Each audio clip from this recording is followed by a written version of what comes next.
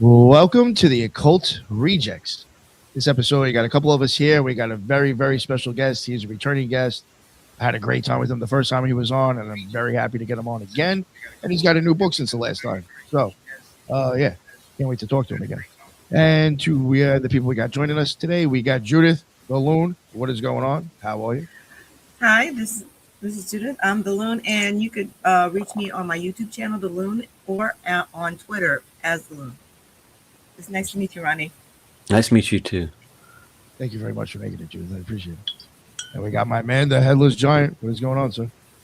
How you doing? You can find me on YouTube and on Twitter, also on Instagram at the Headless Giant, and you can email me your mystical experiences at the Headless Giant Podcast at gmail.com, and we will read those out. I probably got to change that email address. It hasn't been working too well, but once I do, you'll be the first to know. But I've got my show coming on Sunday with Ethan at 10:30 Central called the Trialogues, and that has been a real banger, so come by and check that out. Well, yeah, thank you very much for making it, Headless. I appreciate it. And my man Ethan, how are you, sir? Great to be here. Thank you, Nick, for putting this together. Ronnie, I'm excited to speak with you. Nick, you came up last night and Nick mentioned you, and I was really excited to hear your story. So I'm easy to find on social media, Ethan Indigo Smith, obsessive compulsive writer on the esoteric and exoteric. And yeah, I appreciate everyone. Appreciate being here. Oh, thank you very much, Ethan. I appreciate you making it.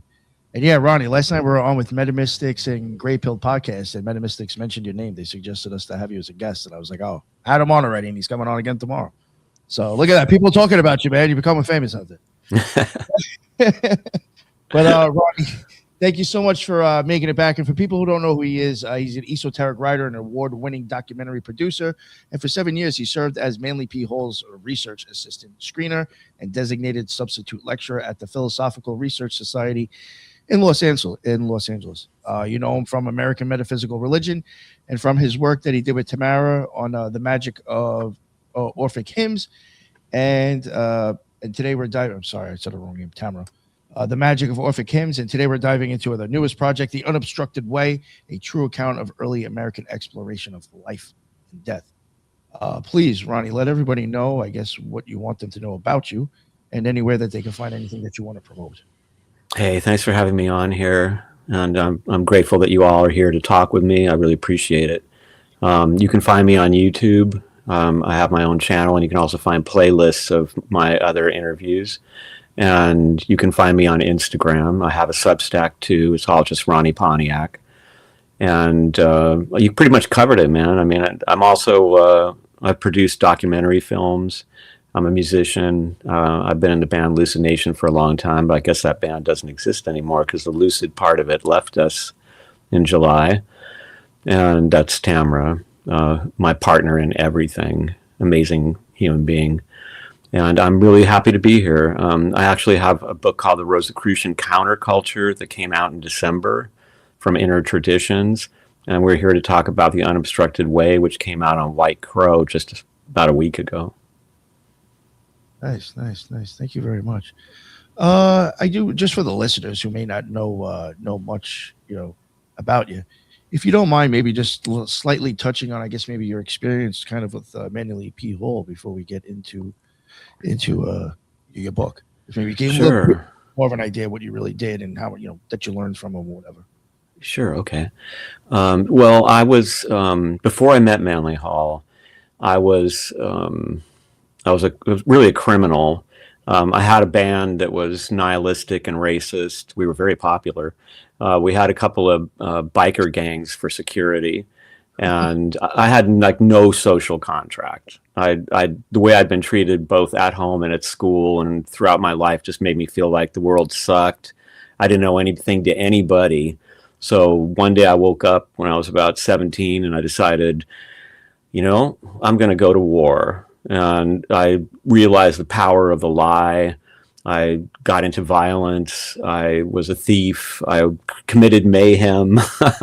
I was just an all-around bad person. And I survived by having a small group of women who would come on different nights to feed me and give me drugs and liquor. And I fell in love one night. A woman came up to me, a girl really, at a club I was at, and asked me for help. She was in a bad situation where a group of guys had kind of realized that she was somebody who'd been traumatized before, that she would freeze in a situation like that, and they were committing predatory behavior toward her. She approached me because I guess I was the scariest looking guy in the club. I was all in black, smoking a black Russian cigarette, scowling at everybody while everybody else was flirting and smiling. And when the club closed, she walked up to me and she was desperate. She was really afraid. And she said, "I need help, please," which blew my mind. I mean, you could imagine from, who I was. She'd been even warned by the guy who ran the club, "Don't talk to that guy. He's really bad news." Well, that turned out to be my wife. And we both just fell deeply in love with each other. It's not an exaggeration to say that we became infatuated with each other for all our lives, and we did everything together. She was my front woman in my band, my favorite guitar player, a really good bass player, great lyricist, my co-author and editor on everything I did, my co-producer on the films that we worked on. She was friends with Manly Hall and also his screener. And we just adventured through all this together. So she woke me up enough that I stopped being as venomous as I was, but I was still really cynical, and I didn't believe in anything. My parents were atheists, and they were war survivors, refugees.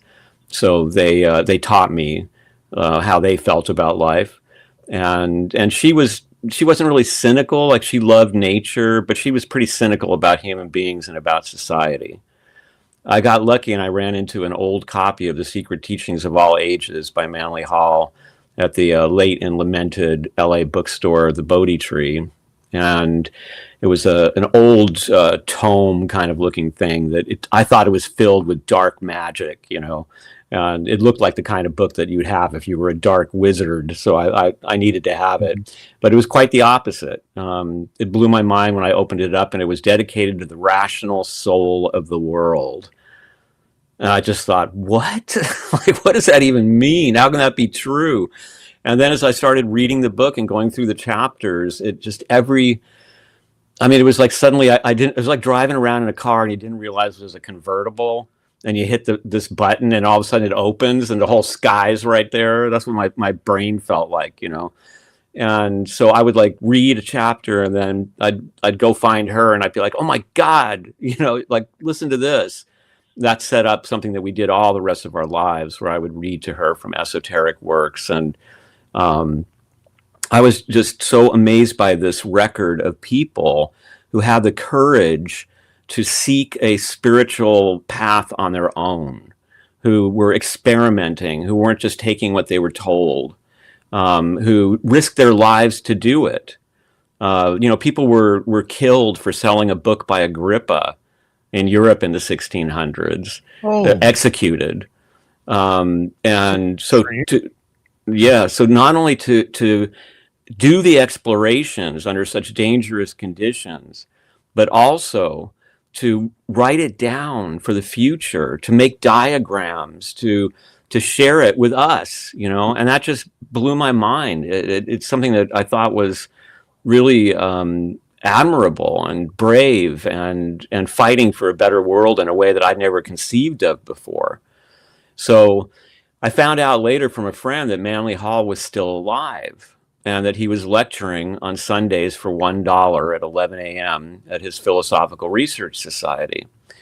I held out for like 3 months because I knew what I had done. Like, my soul was stained, man. I was dark. And I just thought, I'm going to go in there, and that guy's going to just look at me and be like, "Get this scumbag out of here." Finally, Tamara prevailed on me, and she said, "He's a really old man, and he's changed your life with this book, and he's right there. Like, why don't you go listen to him lecture once? And won't you feel stupid if he dies and you never even went because you were, too cowardly, really, to face up to it?" So at that time, the same person who told me he was lecturing was really into Edgar Casey and had convinced me that California was about to drop off the map. Big old earthquake, you know? So I was paranoid, man. And she was moving to Virginia Beach, the whole family just up, you know, she wanted to take me as kind of a member of the family. And as we were walking up, Tamara noticed this crack in the concrete. This is the kind of person she was. A weed had grown through it and it was blossoming. And she just thought to herself, isn't that beautiful? And we walked up there, we get into the crowd, we sit down. We're by far the youngest people there. I mean, it was mostly old people. And this towering old man walks out very slowly and he sits down in this big velvet chair and he starts lecturing. He looks right at me during the lecture and he says, people who have irrational fears of natural disasters because they're guilty about how they've been living their lives. He looks right at her and he says, the way that a weed can grow through a crack in the concrete and blossom into something beautiful. Now, I found out later he would do that all the time in his lectures, and he didn't see us. Like, his vision was bad at that time. He just was so deeply in what I would say the Tao. Like, he was in the flow, man, and synchronicities flurried around him. So, of course, we were just completely godsmacked by this, and we decided we've got to volunteer here. I mean, I just want to be near this guy and learn. We come up next day, Monday, we just walked in and we're like, hey, you know, we'd do anything here, clean toilets, whatever you need. And they were like, well, we're pretty full up, you know. But they interviewed us and they loved Tamara because she had had a bunch of different jobs and she didn't last long in any of them, but she learned skills. She had office skills and shipping department skills. And me, you know, I had a biker gang for security. It was like I didn't know anything. They really had no interest in me.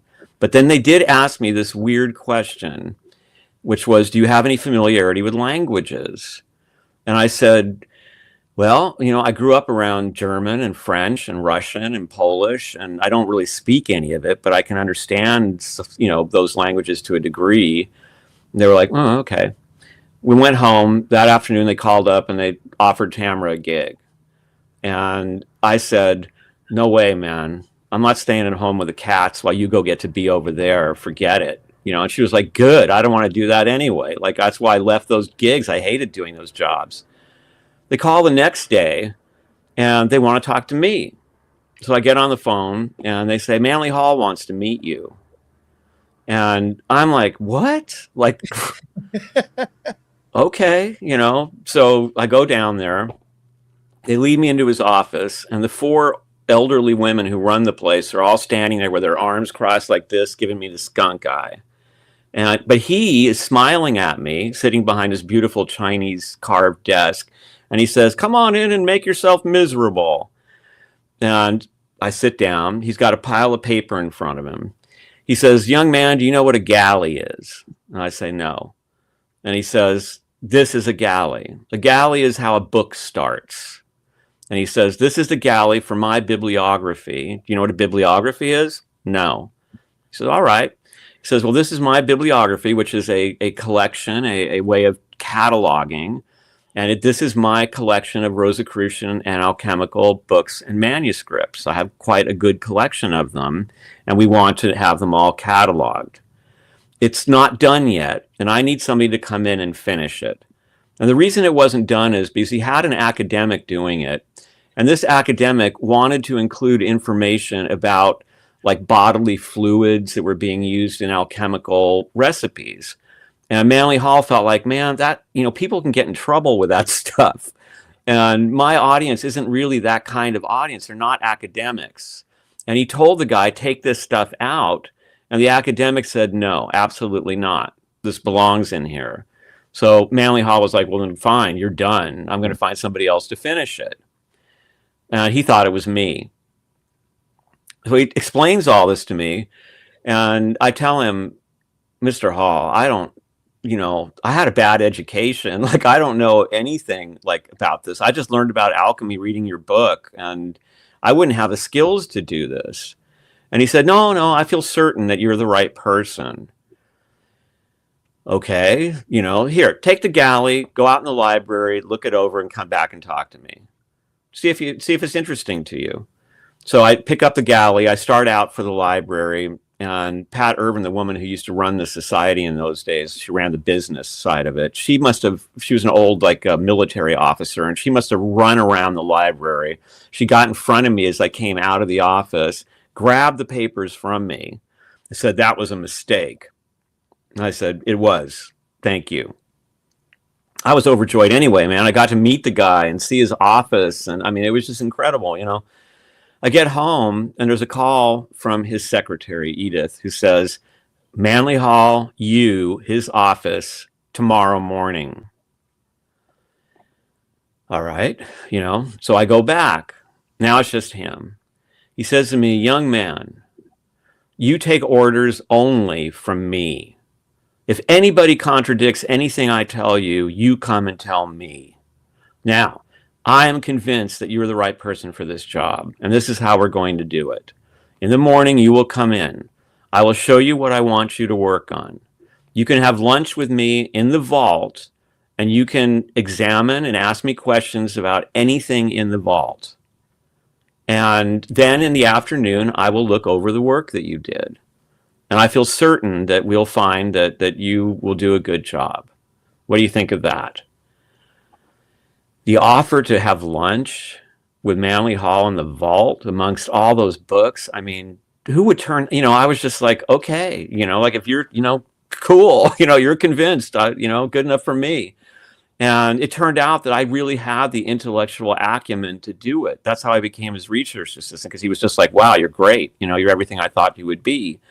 But for me, I had this incredible experience of reading about, for example, the Rosicrucian manifestos that were such a huge moment in Western esotericism, and that just, you know, basically created the 30 Years' War. It was like this huge counterculture that exploded in Europe.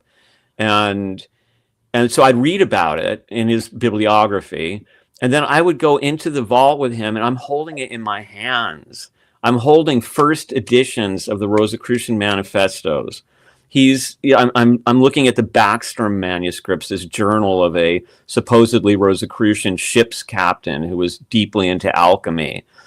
He would do things like, "Here, you see that scroll over there? Give me the other end of it, and then you unfurl it." And it was a Ripley scroll, which is like this incredible masterpiece of alchemy that there's like 3 of them in the world or something. Oh, It was incredible, you know. I mean, just constant inspiration, just constant, like, look at all these people who did this amazing work, you know, and how the courage and the independence, the individuality, who rejected. I mean, you want to talk about surveillance society, man. I mean, those Rosicrucian manifestos were created at a time when the Catholic Church dominated the world through the confessional, right? That, you know, you had to confess or you would burn forever in hell. And the priests were obligated to tell their superiors what you said if it was something important for the Vatican. So the fact that they did this, and that I could look at these creations and hold them in my hand, completely changed my life. And I mean, pretty much everything I've done since then, even things that don't seem to be connected, were inspired from those experiences in the vault. And then ultimately, he had such faith in me that not only was I his research assistant, but one day he and Pearl, who used to organize the lecturing, said, "Hey, we want you to start lecturing. You should do that." I was like, oh man, you know, that's a whole nother thing. I mean, it's one thing to be just walking around in the library, but you want me to get in front of people? And he was like, "Yeah, do it." And I asked him, I went to his house and we were sitting under this beautiful double tree that he had in the backyard. And I said, "How do I do this? Like, do I take notes?" And he was like, "No." He was like, "Young man, if you can't lecture on a subject, then don't take the lecture. Like, just lecture on things you know." They gave me the primo slot Sunday morning at 11 a.m. And I did good, you know, that people really enjoyed my lecture. And so much so that he decided that I would be his designated substitute lecturer. If he couldn't make it, he was very old and he was kind of sick sometimes, then I would have to do the lecture. And then that created all kinds of weird politics, because people thought, wow, he's the new guy. Like, you know, Manley Hall is going to make him the next guy, which wasn't really what was happening. And so then he asked me to be his screener. And he also asked Tamra to be his screener. And Tamara actually became his main screener because he trusted her more than me. I would have these like conversations with people that were like kind of affable fencing matches, you know, and everybody wanted to manipulate him and get next to him, get a picture and stuff. He didn't have a lot of time. He was an old man. He wanted to work. But Tamara would just sit there and watch, and she was blonde. People assumed she was dumb, like many people do about blondes. And because she didn't say anything, they thought, oh, well, you know, she's just his wife and she's here. But man, she was like, she saw through everybody. And she would just tell him, you know, no, this guy's doing this and that, and see things that I missed. And she even warned him about the guy that very likely killed him. She warned him several times about him, but it was the one time that he didn't listen to her, which is quite an interesting mystery. After 7 years, he approached me and said, you need to go. And I was like, why? You know, I thought he was testing my loyalty. And he said, because I'm going to die soon. And so are the people who run this place. And there will be a terrible battle over the assets. And I don't want you kids to be here. Oh, shit. Yeah, how kind was that? Oh You my know, gosh. to think about me that way and to think about Tamara that way. He was also the person who made certain that we got married because we didn't want to get married. We thought marriage kills love. And I had asked her to marry me just to have that experience of engagement with her, you know, because I loved her so much. But we were both like, no marriage ever. No kids, no marriage. We agreed on that. And he just, one day we got this message, you know, he wants to see you in the office, and his wife Marie was in there, and they had our astrological charts. And he said, why don't you come back to the house and have dinner with us? We have something very important to talk to you about. And it was, you know, we think you should get married. And I said, it's impossible. Our families are crazy on both sides. It's just not going to happen. And he said, well, what if I told you that Marie and I have picked 2 dates for your wedding to take place that we think fit your charts perfectly? That gave us pause, but I was still like, you don't know my parents, you don't know her family. It's not going to happen. And then he said, well, what if we did it in the backyard under the DoubleTree right here at my house? I was like, that's so generous. It's so lovely. But again, crazy families. And then he said, well, what if I officiate? So, you know, we said, well, we'll think about it at that point.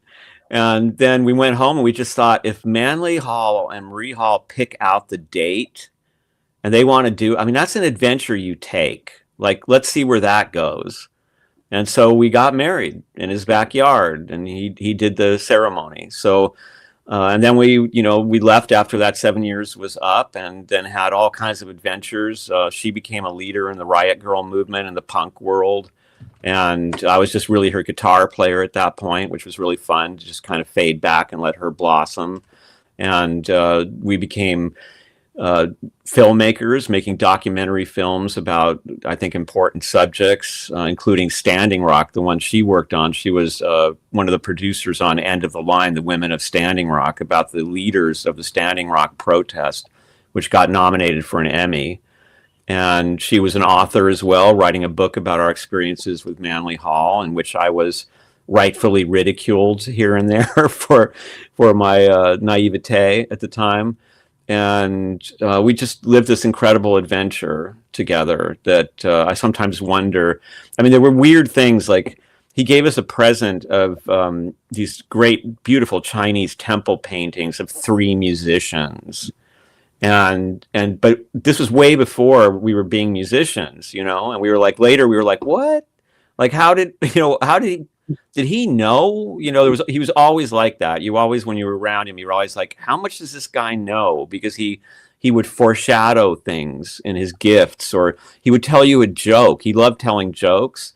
And then you would realize that the joke was like cutting deeply into your own shit. You know, like he was pointing out something about you that you needed to pay attention to.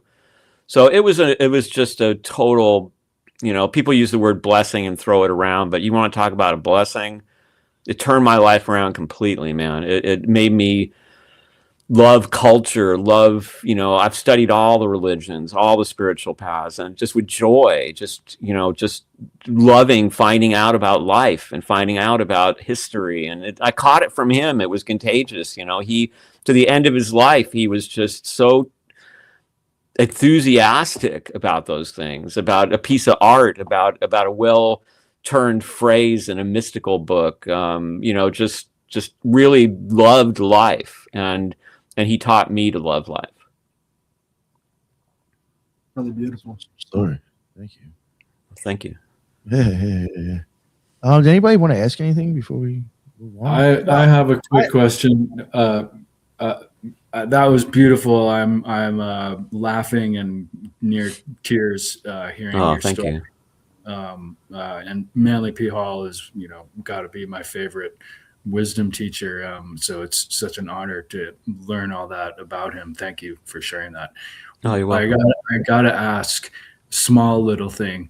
What Sure. was your first lecture? When do you remember what your first lecture was when he suggested you? I'm afraid I don't, but I do have one story about that you might find amusing, which is one time when I had to substitute, he had one called Marriage in the New World Order. And I was like, oh man, like that New World Order phrase, like that's not good. And so I went to see him at the house and I was like, what do you mean by New World Order exactly? And his definition was beautiful. It was about and it was really Rosicrucian in a way. It was about, if you want a universal reformation, you have to start with your personal reformation. And so what more personal reformation can you have than choosing a marriage where you grow together, where you treat each other equally, where you basically create the society that you want to see in the world in your home. So I was like, oh, okay, that's okay. I was thinking you were saying something else. Thank you. And you had this? Yeah, I've noticed a pattern where it's not just the people who are holding these books, it's the knowledge in these books themselves. Like there's something about the mystical nature of the knowledge being transmitted that sort of carries a spirit with it. You can sort of see these books surviving despite all the odds, and it's strange, but they kind of pick their owners in a lot of ways. And I think Manly P. Hall represented sort of like picked by these spirits to be, to continue on their legacy. I agree with you. He used to tell me stories about how he acquired them. And he was so lucky, man. I mean, like he went to Europe in between the wars. And at that time, you can imagine, people thought that all the idealistic, mystical stuff was crap after what they experienced. Materialism was like the thing because it was going to save us from wars, ironically, the opposite. But so he was like in London. He told me that he went into the back room of one bookstore and there was a pile of priceless manuscripts, alchemy and Rosicrucianism. And it was like, basically, you can have each one for a dime. I mean, they thought it was garbage. So he acquired this incredible collection that became worth millions of dollars for, I don't even want to say pennies on the dollar. It was like pennies on the $100 or $1,000. It all just came to him, he was like a magnet for it. And then, of course, people would leave him things, these priceless treasures, because they wanted him to have it. They wanted it to be in his library. So I agree with you. They do find, and also I can tell you a story about that, which is my American Metaphysical Religion book was started by a book in that vault. I saw this big tome, and all it said on it was The Platonist. And I was like, what's that? And he was like, oh, that's a good one. Pick that up. So I grab it and I open it, and it's a newspaper. And it's a newspaper published in around St. Louis, which then was the Western frontier.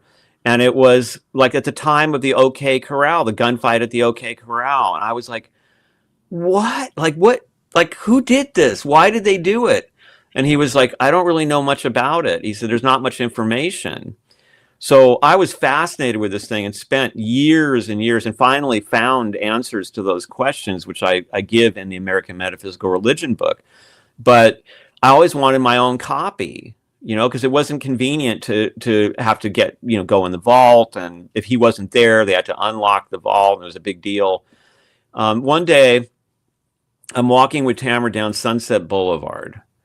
And there used to be a store there called Hippocampus.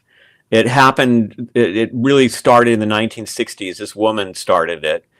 Basically across the street, kitty corner from the whiskey. And people like Jim Morrison and Jimi Hendrix used to go in there. And she had all kinds of weird treasures. And it was just kind of a potpourri of interesting things that she would curate.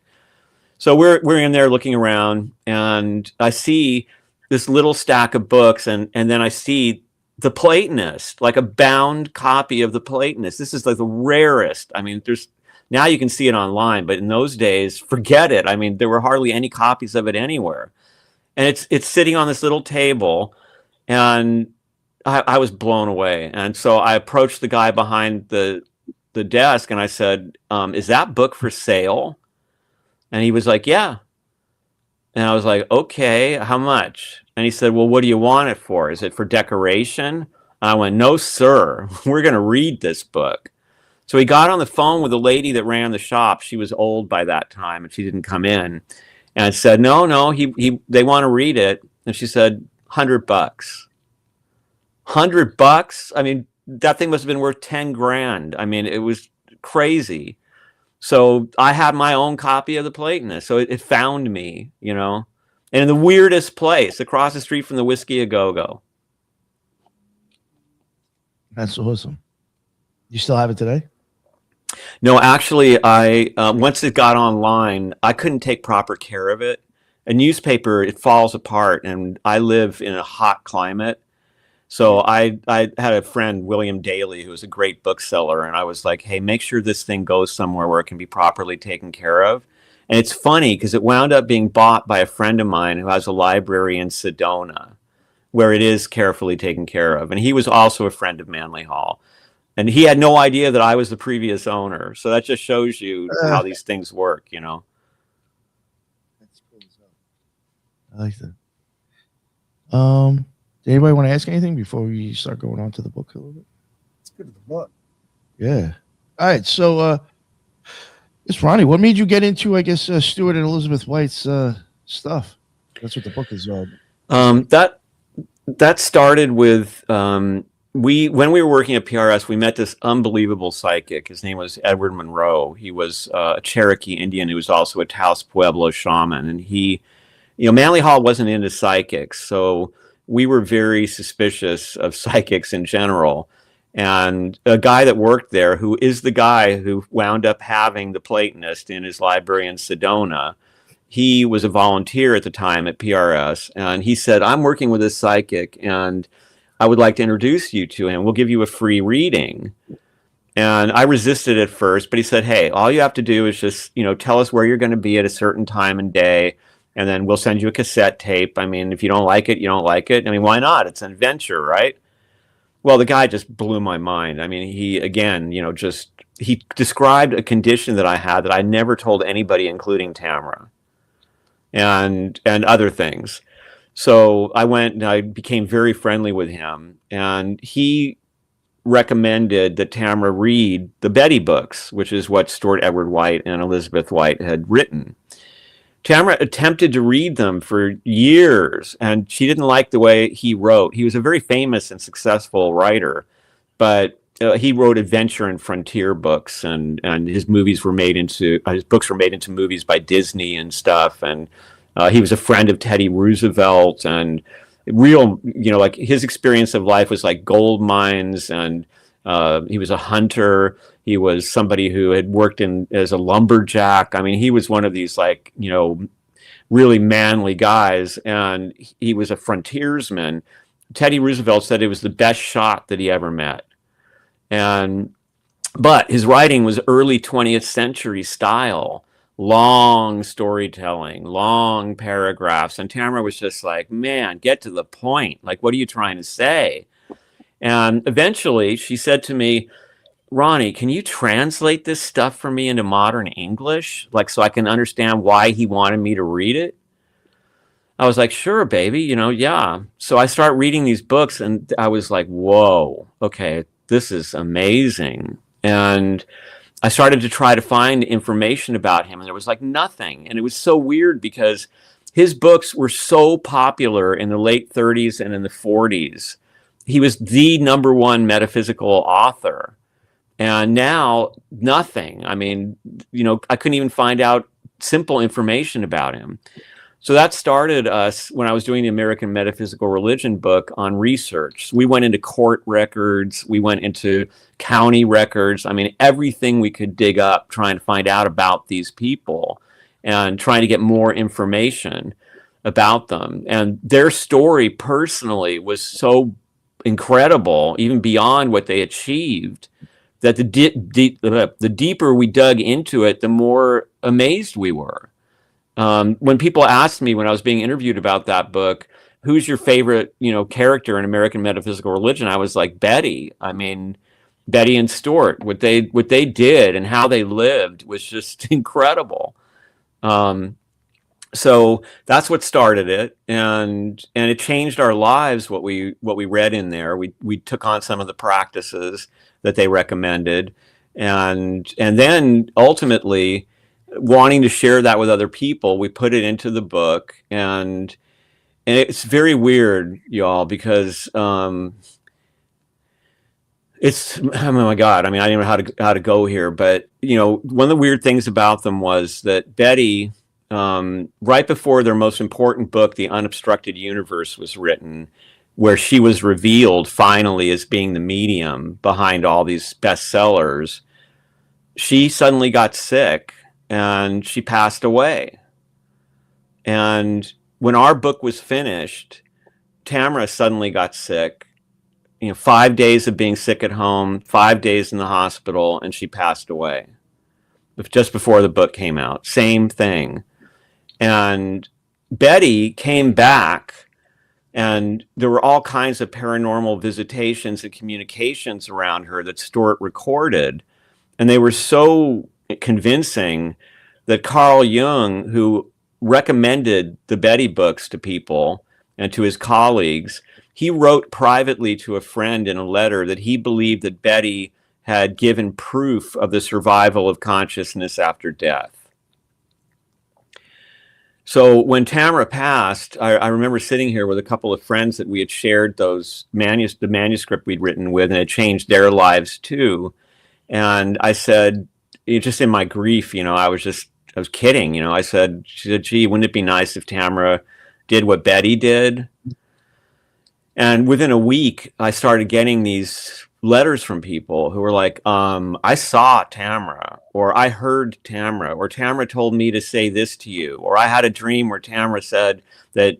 I mean, it was with tons of corroboration and hitting things like, I'll tell you one embarrassing story about me, but it shows you the kind of thing I'm talking about. So when I would get into a mood where I was like, let's say, as we all do, I was kind of a neurotic housefrau, like for instance, Tamara had a fan that she would leave on day and night, and it was like this $30 Chinese fan, and I'd read Amazon reviews saying the thing caught fire. So I would be like, girl, turn that thing off, man. We're all going to die. Like, we tried to burn the house down. And she would turn around and she'd say, okay, Mildred. Like, Mildred was her nickname for me when I was being a neurotic housefrau. And sometimes she would refer to herself that way. She'd be like, oh man, I've gotten totally Mildred here. Now, this was something that was never said in front of anybody else because it was embarrassing. It was very personal. It was just within our relationship. This one woman started to get messages from Tamara, and she's not a medium. She's a theosophist who's very suspicious of spiritualism and really wasn't comfortable. But Tamara barged in and started telling her stuff. So she wrote it down for about 3 months. And then she finally got up the courage and said, Ronnie, I've been writing down these things that I think are Tamara, but am I crazy? I finally, please just tell me if I'm all way off here, if this sounds like Tamara. Well, one of the messages was, and you must understand that I thought Tamara hated Mildred, right? Like that side of me, because when she'd say it, it was so dripping, it was like, okay, Mildred, shut up. The message was, tell Ronnie to tell Mildred that I love her. Damn, man. I mean, how do you find that? I mean, how does the name Mildred come up? Yeah. And in a way like that was so healing to me at a time when I was so grief stricken, where she's saying, you know what? I even loved Mildred, Ronnie. Like, you know, so that's just one example of, you know, so many that, like Stuart Edward White said about Betty, you start out thinking it's crazy to believe it, but when they pile up, it becomes crazy to not believe it. And it continues. So in the book, I have 39 examples of it. I've collected now close to 100, but there's a lot going on that I don't know about, because I'll have interactions with people on social media, and they'll say something about Tamara, and I'll say, oh, well, don't be surprised if she visits you. And they'll be like, yeah, she already is. She's helping me write my book, or things like that. And so it's, you know, we studied this all our lives. I've studied this stuff all my life. And but when it happens to you like that, it's so surreal. Like, my whole sense of the world of life is like, it's, I can't even describe. I mean, I'm still learning my way around this new world that I'm in, where these things happen. And it doesn't make up for the loss of the physical person. I'm always going to carry a deep wound, because she was my favorite person in the world. I mean, the love of my life and my reason for living. And there were so many things about her that just made every day of my life so joyful. I told her, you know, that my life was one long night until the day that she came to me and asked for help. And then it was like the sun rose, and it stayed up, you know, for 4 decades, every single day, of just, even if we were going through hard times or we weren't getting along or something, we were still I was just so happy to be around her, to see her, to hear her laughter. She made everything so joyous. And she filled the house with just, you know, animals and plants that flourished around her the same way Betty did. And then suddenly she was gone. And it was so devastating. It was so fast. And the hospital had told me, she'll be back in 3 days, you know, and there was some kind of medical malpractice. They fucked up and they killed her, basically. And so, you know, all of a sudden I was left with like, oh my God, she's gone, you know. And I still wake up sometimes thinking she's next to me, and I have to realize she's never going to be next to you again, man. Like, not in the physical form. It's gone. And all those things that were so special to you about her favorite music when she was a kid, the things that the cultural references that you joke about that are your inside jokes, her deep knowledge of me that she would help me with when I was going through hard times, the things that we love to eat, you know, just all the little silly things, you know, just even something as innocent as when you come home and the person you love says, hi, you know, all that, like, gone. And so even though this communication is happening, and she has come to me, the first week after she died was just brutal. I mean, you know, we used to say that together we made a decent human being. And a friend of mine said, well, you must feel like you lost your arm. And I was like, no, I feel like an arm that lost its body. Okay. And I didn't know how I was going to go on. And the Sunday night at the end of that week, when I realized that the week coming up was going to be death certificates and cremation and dealing with lawyers and accountants and all the shit you have to do in this sick society when somebody dies, I didn't know how I was going to face it, man. I just couldn't see how I could go on. And that Monday morning, she came to me, and it was like this liminal, I hesitate to say I was asleep, so you could say it was a dream, but it was unlike anything I've ever experienced. There was no, place or narrative. There was light, and I would describe it as soul fusion. Like, I got slight glimpses of her. There was no talking. It's just like this love that infused me, and it was kind of like fucking, but like 100 times more like amazing and soul fusing. And in it came this perspective that I woke up with, which was death certificates, ashes of the body. These things are trivial. You know, they're the trivia of living in an impermanent world. And as a soul that is originating and returning outside time, that is not subject to impermanence, these things shouldn't bother you. And I really felt that to the core when I woke up from that experience, where I was able to deal with all those terrible details and really feel like it's just the trivial things that you do. You've got to clean up the things that are left over. You've got to satisfy the bureaucratic necessities, and they're not a big deal. They're not important. They have nothing to do with the living soul.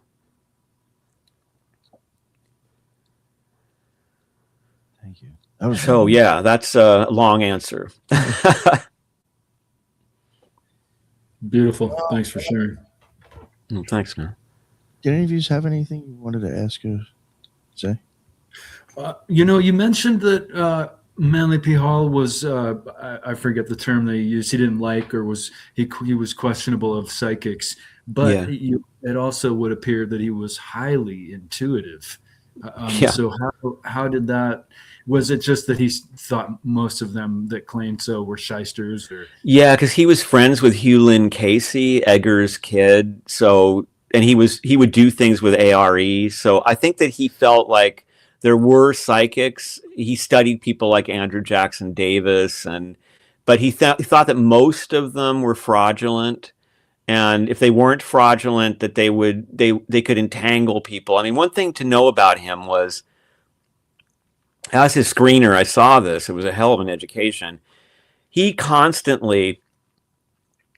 like the last resort for people who got fucked up on their spiritual path. People who did ceremonial magic and then thought, oh my God, did I do that right? And then they freaked out and they thought they were being haunted by demons. People who got into spiritualism, and then they thought, there's ghosts that are bothering me all the time and I can't shut it off. Every form of spirituality, even the most innocent, could create these imbalances that ruined people's lives. And when they exhausted all the possibilities, they would come to Manly Hall. Please help me. I don't know what to do. So he saw so many people. He felt the same way about ceremonial magic and about Crowley. He was like, that stuff is really dangerous. Like, it's good. Like, somebody who gets it, it can be very liberating and it's got a lot of knowledge in it. But for somebody who's a beginner or somebody who has psychological issues, this stuff is a minefield. And he saw the results of that. And then I saw it too as his screener. So I think that the reason that he was down on psychics was kind of, that's too dangerous a path. He felt like, in fact, the funny thing is that Stuart Edward White had a very similar opinion.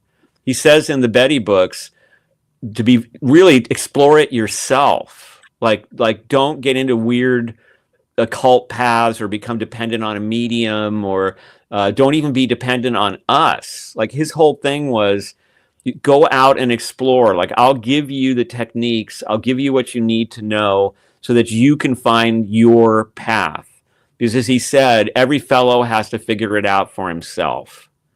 And Manly Hall felt that way too. So I heard him once, Manly Hall, say to somebody who just wouldn't leave him alone, was just like, be my guru, be my guru, be my guru. Drove him crazy. And finally, one of the very rare times that Manly Hall raised his voice, and you could hear him out in the library, this loud voice, and he said, young man, life is your teacher. The world is your teacher. And this is the same thing that Stuart believed and taught. And people tried to get Stuart to teach classes or to start an organization, and he was always, no. I wrote the books to get you all started. Now you got to walk the path with your own feet. Well, I would be remiss to leave out the Colonial Williamsburg debacle. Do you have any more information about that adventure? Because that one sticks in my mind, because was there really Templar treasure that the Rockefellers purchased and then turned that place into a historical landmark to prevent anyone from getting to? I don't know. It's a funny thing about Marie because Marie is pretty much dismissed these days as, Mad Marie. She was crazy. And during her life, people dismissed her. They thought she was the wrong wife for him, that she never loved him. And even today, there are so-called experts out there who will tell you that she was just manipulating him, that they did not have a relationship really. Just her desire to promote herself is what drove the relationship. I was around them at home a lot, and they loved each other. I have never seen old people. They were like teenagers with each other. I mean, they were so sweet on each other. It was so cute. And I think part of the reason was that Marie was an adventurer. She was like this passionate.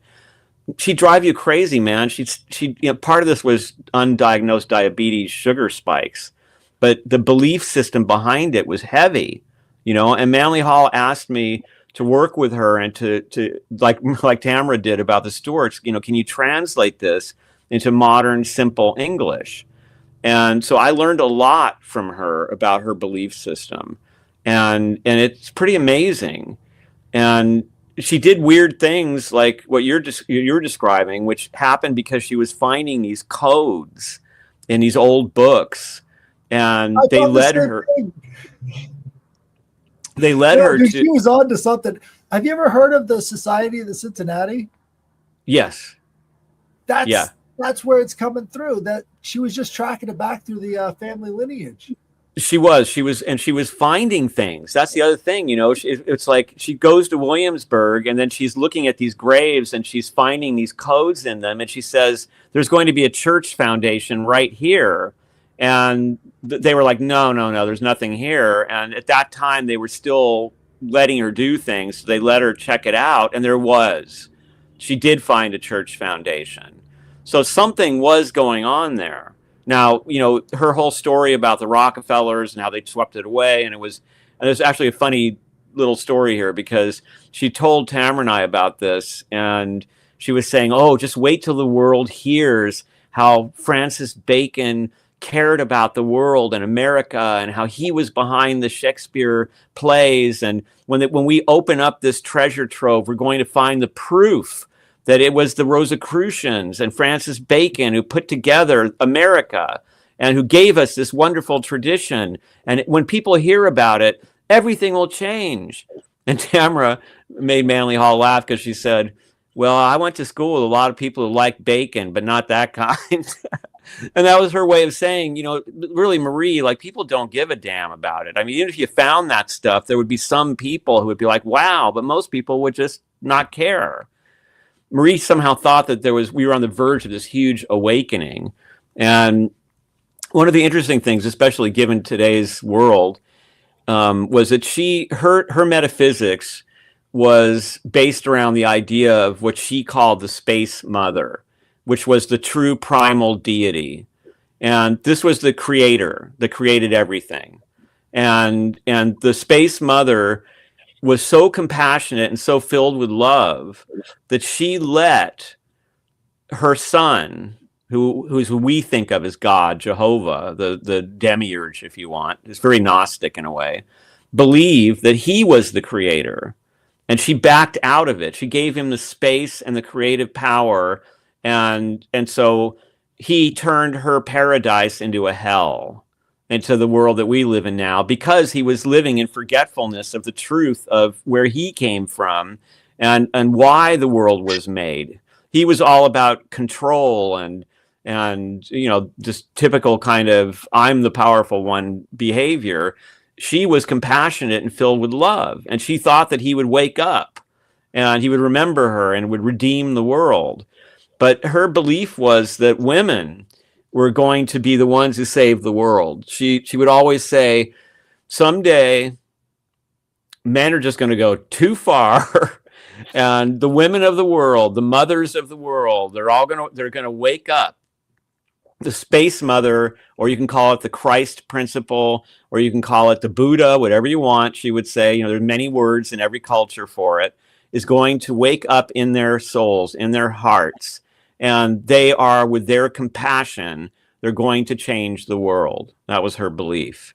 So now, as far as Bruton Vault and all that stuff in Virginia, it's funny because I talked to this really wonderful academic who helped me with my American metaphysical religion, and he was a young person at the time that she did that, and he heard her on the radio, and he said, Ronnie, she was so scary, you know, because this was during the time of the Nazis, and she had like this German accent, and she was talking about New World Orders on the radio, digging around in the graveyard. We were just like, what is going on here?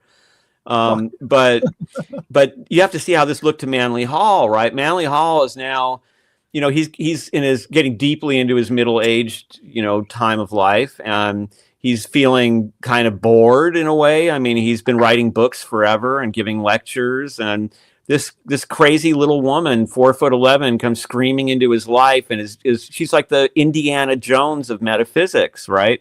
I found the vault. I'm going there, and I got permission from she's writing letters to the president. FBI agents are showing up at their door. You know, it was exciting, and she was also just such a. She told me once. She said when I met Manly, he was living in, I think it was the Ennis house, one of the Frank Lloyd Wright's house. But she said he was living in this big creepy house with black curtains blocking out the sunshine, and this creepy little manservant. And I tell you, she said, once I got in his life, all that nonsense was over. She said, I opened up all the curtains and windows, and he had a good German breakfast every morning. So, you know, she really took care of him, but they could get so passionate. I mean, like one time they took Tamara and I to the Norton Simon Museum because there was this incredible exhibit of Buddhist art. And to hear these two talking about the stuff, man, was just like, their knowledge was so deep, and so they could talk to each other on a level that he couldn't talk to anybody at, you know, I mean, and about all the different subjects, because she was right there with him. So they had a really amazing marriage, and it's such a shame.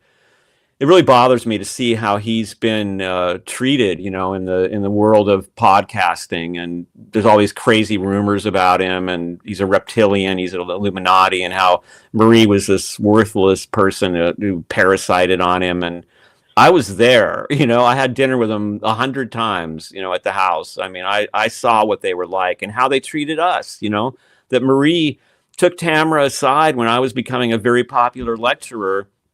And she said, Tamara, don't let him follow the path that Manly took. Don't let him become addicted to the adoration of his fans. You need to find a way to do something together so you can grow together, or else you're going to wind up like me. You're going to be ridiculed, and you're going to be thought of as being not good enough for him. And Tamara was already seeing that there were women coming around who were like, you know, that pretty blonde girlfriend, she's not right for him. He needs an intellectual like me, you know, and that's what led us ultimately into the position of doing music, which he suggested would be the right thing for me to do. And Tamara watched me going through auditions for months, you know, and just going, wow, these people are idiots. And finally she said to me, if those morons can play guitar, this moron can play guitar. And she said, give me a few months just to learn some chords and I'll be your guitar player. And I was like, well, if you're going to learn, I'm going to learn too. Let's learn together, you know. And then to my shock, she emerged as this like leader in Riot Girl and, you know, this feminist punk movement. And it was amazing. I mean, thank God that Marie told her that, or we might have been in a position where she never would have been able to do all the amazing things that she did and help all the people. I mean, I just did a celebration of life for her, and I was here every day. I had no idea, man. The testimonials that I got about her uncanny ability to reach out to people at the right time, like somebody that she'd been interviewed by, you know, 6 months ago, and they suddenly have something horrible happen in their lives, and she's right there the next day going, hey, I was thinking about you, how you doing? And gives them the advice that makes them realize they can go on, they can still have a good life. And over again I got these testimonials from people. So that girl would have just been my wife, you know, making food in the kitchen, instead of literally saving people's lives out there and lifting so many artists, so many musicians, artists, filmmakers that she gave opportunities to, that they went on and made something out of. And I think Marie is responsible for that in a way. That's really beautiful. Yeah, it is, man. It's amazing what they gave us. I mean, it just humbles me to think about it. It's just, if only we could all live like that, you know, We got to have that kind of impact. Pardon? Right? That we got to start having new adventures. All of this is born out Absolutely, of these man. adventures. That's the thing. The world is so much more incredible and magical than, you know, I mean, that's one thing that I was talking about at her COL was we made all our decisions based around love. We were like, how does this impact our love?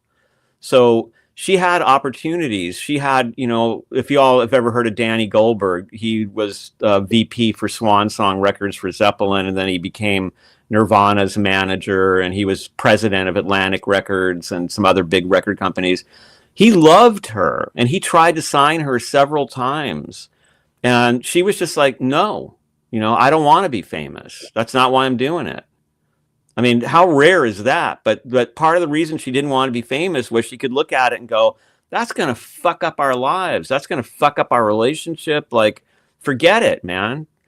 And so people thought we were crazy. They would, you know, every time we had a good opportunity like that people would kill for, and we'd be like, no, we're not going to do it. They were like, Oh no, that's horrible.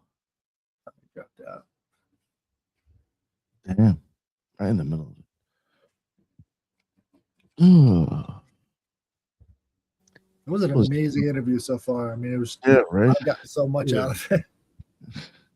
You know, I sometimes fantasize about how much better the world would be if we just constantly played Manly P. Hall lectures in schools and in cafes, and like, because his knowledge is so amazing. And I remember listening to one, and it was like 2 hours on something so deep and so profound and putting together all these amazing things.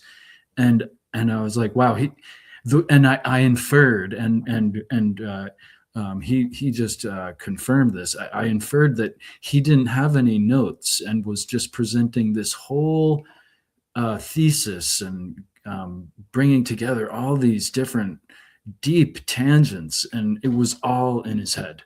And it was just like, it's so mind-blowing, his knowledge and wisdom. That it's so cool to hear Ronnie confirm how amazing of a person he was. Right. I rarely like, you know, what is it? Jen always says I'm, you know, how he's, you know, variously fanboying out on people. Manly P. Hall is like the guy. Like, man, he's amazing.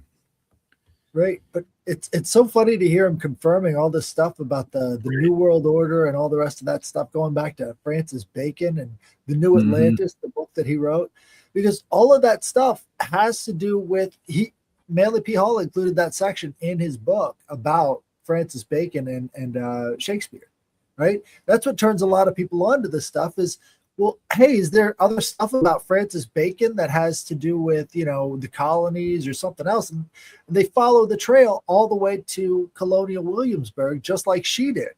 So it's really fascinating that she was like one of the first pioneers of doing that research and actually finding this vault, because, you know, it's, if you've ever seen the movie American Treasure, I think that's what it's called, but it's the one with Nicolas Cage. All of that stuff is based around that same literature coming up from Francis Bacon and Shakespeare and stuff. So, I mean, it goes to the heart of the formation of the country, which is fascinating. Absolutely fascinating. I don't know what to do. I wonder if, for all I know, something could have went down. His computer broke. I don't know. I guess I have Do you have to. his, Yeah, I have can. his number? No, I could DM him on Instagram. He's only pretty good like that. But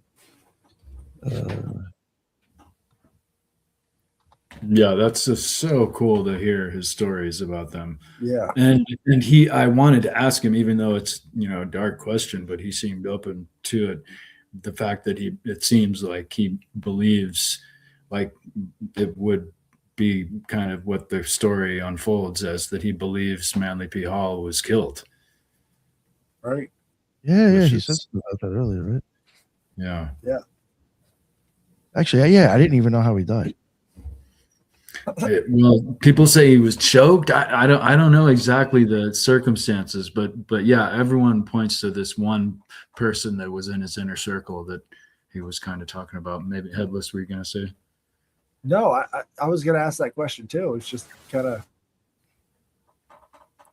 I thought that was, he mentioned it like it was well established, like people already knew that this guy killed him. It's like, Yeah. I was like, oh, maybe I just don't know this because the way In he the said spiritual, matter of fact. it seems to me that like in the spiritual and esoteric community that they lean to the fact that he was murdered, but no one was ever, and this one individual was never, prosecuted or anything. right. But it was interesting when he said his wife was helping write people's books. That's almost like exactly what I was trying to get at with the first thing. It's like there are spirits around these authors, like inspiration and these other sort of ideas that come into your head that you put down on paper that transfer over to other people. It's He's a muse. right. She's a muse.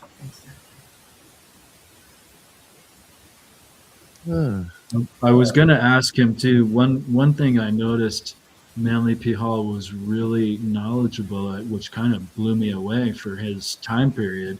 I guess maybe not necessarily he's a knowledgeable person, but he seemed to know a lot about the nuclear era and was super against it. And, with the whole New World Order progression and systemization, all his knowledge with that, it's interesting that he was, had this idea about nuclear experimentation. I believe it was him. Right. He said the nuclear situation, it is supposed to be a mode of defense, but it actually removes the ability for every animal to defend themselves, period. Right. It's like the complete destroyer to where we have no defense. Well, in his book, when he was talking about the New Atlantis and America's Secret Destiny, he's writing about the New World Order in a positive context. He's talking about it, how it's going to be a new golden era with these new spiritual principles and all the rest of the stuff. And it's like, that's not the direction that it went at all. You kind of see the results of it, but how, what was being said between mystics and government central planners, because I think there is some kind of a connection there, Yeah. I don't know. I guess he's not coming back. Yeah, I think at this point, it's probably safe to say he's not coming back. Yeah, that sucks. Yeah, I wanted to Well, ask a that little was book actually, but Is the book out already? anyway. let me see. Yeah, I think he said it came out last week. I'm sorry, I forget the title that he said though. The Unobstructed Way. I think it is out. Yep. Get the paperback for $18.99 and the Kindle for $8.99. Go get it, guys. Yeah. If you love Ronnie Pontiac, I'm going to definitely get it. So, Yeah, that guy's the man. His story reminds me too of like how the idea of do you want someone who knows the way or someone who's been there? Like the fact that he, this idea that he says he was a criminal and did all this stuff, like he's been there, he's been all up and down, but the whole kind of ladder of the society. right. Super interesting. Yeah, the first time I had him on when it was just me and Lisa, he spent a little bit more kind of talking about his background, Manly P. Hall. Yeah, the guy did like a total 180, man. Like, his story, like his life and everything. Pretty impressive cool. story. Yeah. It's the hero's journey. Almost. Really? Yeah, Absolutely. very much. I guess we'll just wrap it up. I don't think at this point he'll be coming back. I think he would have been Yeah, I guess not. Yeah. Sorry about that. At least we got about an hour in, so I only normally keep authors here for an hour and a half. Any anyway. chances of him coming back after, Yeah, I could always try to ask him again. Yeah. You know what? This time around, I was lucky. I caught him. I don't know if he stuck to his word. He made like a post on Instagram that he was only going to do like a certain amount of podcasts. And that if you're interested, you better get in touch with him kind of soon. He was only going to take like a certain amount of shows for right now. I was like, oh, you can jump on that. So, yeah. But yeah, I'll talk to him. I'll talk to him and see if I can try to get him on again in the future. I would definitely like to talk Someone to him in more. the chat just asked you what the name of the book was again. Oh, yes. It is the Unobstructed Way, a true account of the exploration of life after death. It's actually the title of the show. That's the book. So, yeah, check it out. And he also has he's got some real good stuff on the Rosicrucians. The last time we had him on, he covered the Rosicrucians. Did a really good job. Pointed out a lot of stuff. Yeah, some pretty interesting stuff. And at the time, I was heavily into it, and he made a couple of connections that I was surprised about. I think he even was like telling me, I think he was the one who brought up Jacob Boehme, actually, ends up Boehme, however you say his fucking name. Ended up having contact with King James as well. I was just like, geez, how many fucking occultists did this guy talk to? Well, King James Right, wrote handed the us the book Bible. right. Huh? He wrote a book on demonology. Like that was his other big published work was Demonology by King James. Yeah, it was He was all interesting to about see it. how many occultists and people that visited that guy. Like, oh, okay. Just there's more proof that he shouldn't take the Bible literal. That's all. I'm not saying it's bad. It's just, yeah. But yeah, I guess we'll let everybody plug their shows or whatever. Judith, let everybody know what's up with you and where they can find your stuff. Yes, this is the Loon. You can catch me on YouTube as the Loon and on Twitter as at the Loon. And I do see we had a few views on Twitter actually. And don't forget to hit the heart button. So if you go out there, guys, and hit the like button. All right, thank you so much. Yeah, he just said now he got a blackout, and he says the only thing he can use is his phone, and he's having a problem connecting with his phone. So Is he in the area? Is he in the vicinity of the storm? I know it's a vast storm. Yeah, I was gonna ask him that actually. I was like, yeah, I wonder if that's like the storm that's coming. Hope not. Yeah, I'm not looking forward to that. Yes. Yeah, neither am I. My man Headless, what is going on, bro? How you doing? You can find me at the Headless Giant on Twitter, Instagram, and YouTube. And I do a bunch of shows, and they're good. So go subscribe, hit the like button. Thank you very much, sir. I appreciate it. And Ethan Indigo, my man. That was so fun. Thanks, you guys, for communicating all those ideas. Thanks, Nick, for getting him on. He was awesome. Ethan Indigo Smith, easy to find on all the social media. And I write without a lisp. So that's good. That's good. So Yeah, you're supposed to add it in there, actually. A couple extra, digits in there will make the book look bigger at the end. It all adds up, right? yeah, I got to cut down is my problem. Some Really? editing processes you got to expand. Sometimes you got to cut. Yeah, cut down. Mostly I got to cut because I'm a New Yorker. I just No, I don't. I do the same with my own shit. Yeah, no, thank you guys for coming on. Kind of an announcement. I'm actually really excited. I spoke to him myself today on the phone. We got David Shoemaker for February 22nd to come on. That should be pretty fucking wild. Huge influence on me when I was in the OTO with Thelema. He has a book called Living Thelema. He's a psychologist, so he looks at shit a little bit differently. Very interesting fellow, and really excited to get him on. I think it'll be a really interesting talk. Yeah, it should be cool. And then tomorrow we also got if I can pronounce this lady's name, please forgive me if I screw it up. Not tomorrow. Oh yeah, tomorrow we got Heron Michelle coming on. Elemental Magic book. Cool thing about her for people that are listening. She actually works at the store like 10 minutes away from my house. I got like 3 kind of witchy stores over by me. Luckily, it's amazing how they're actually right near me. And she works at one of them. I went in, I was checking it out, and I saw that she had a book. And I was like, I got a podcast. Can I leave some stickers? And if you want to talk about your book, you can come on. So worked out, got her coming on tomorrow. And then also Sunday, we got Nitia. I'm probably screwing that up. Roland, Nitasia, Roland. And she's got her own tarot deck. Yo, well, first off, if Inner Traditions happens to be listening, you need to step your fucking game up. Wiser sends me books from all these people that I'm having on my show now.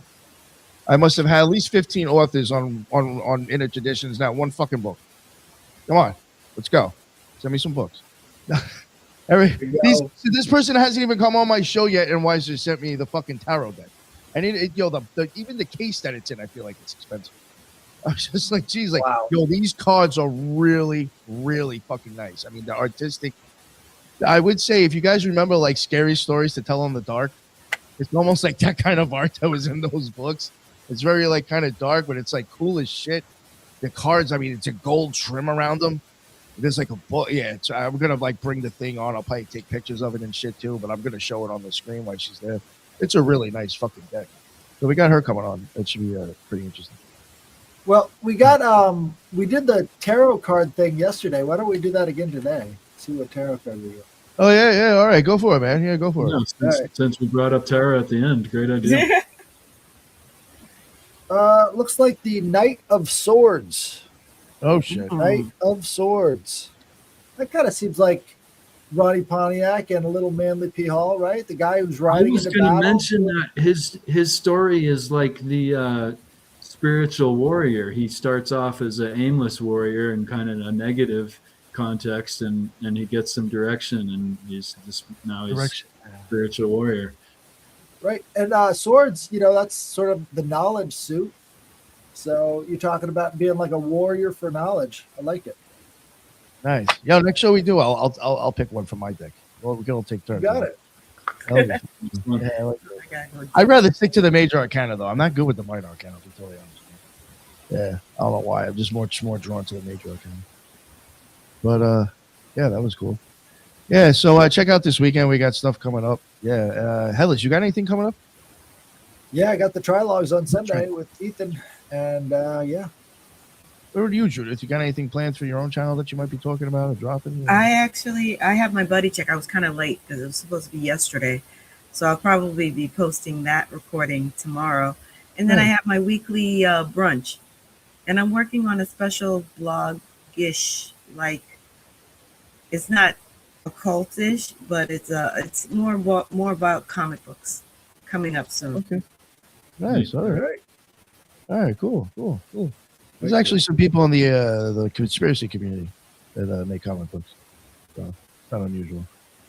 I had a thought about trying. I couldn't find an artist about doing a. This is when I was in the OTO, a comic book on Aleister Crowley, but that never came about. It could have got weird. Nick, Yeah, who's good. the girl that we have on? Who's I guess she's a OTO member that makes all of her own books, and she's got like 16 or so different comics. What's her name? Wasn't she on with? I'm trying to think about this. Who is this? She got comics? She's got the tattoo on her shoulder. I forgot her name. Oh, you talking about Dr. Heather Fitzgerald? No, No, I'm a little confused who you're talking about. she's been on 2 of our shows. I forgot her name though. Oh, Sabrina. Yeah. You know what's so funny? I totally forgot she wrote books when you said tattoo down her arm. I was like, oh yeah, that's right. Yeah, she does all of her own books. She does all of her own publishing. You should check her out. Sabrina, what's her last name? Oh, fuck. But she's on Instagram. Yeah. I'll send you her information if you want on her Instagram. Get in touch with her. That'd be great. I'd be happy to collaborate with her Yeah, Sabrina Scott. if she's willing to. Sabrina Scott. Yeah. Yeah. I don't know. For some reason, I thought you meant like I forgot she was a guest too. Yeah, I forgot. Right. Yeah. No, she wasn't associated with the OTO. I think that's what threw me off. Oh, okay. Yeah, I don't. Yeah. No, but yeah, I think she did like self. I think she did all that shit herself. Yeah, you're right. Yeah. All right. So yeah, I guess we'll wrap it up here. Thank you everybody in the live. That's what's up. We had a good time. And check out the other shows we got coming up. And yeah, until the next one, everybody be well.